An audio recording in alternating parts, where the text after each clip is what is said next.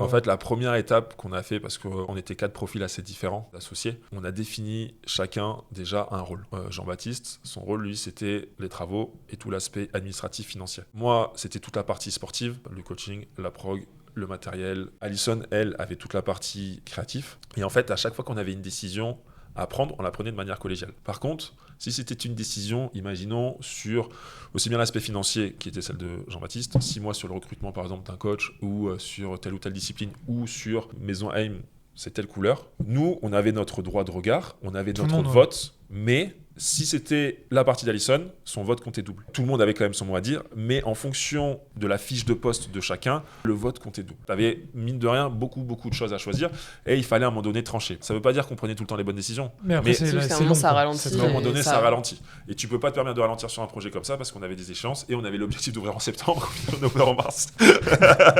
Donc je sais pas si c'était la bonne méthode au final, mais en tout cas, à la base, sur le papier, c'était comme ça qu'on voulait fonctionner.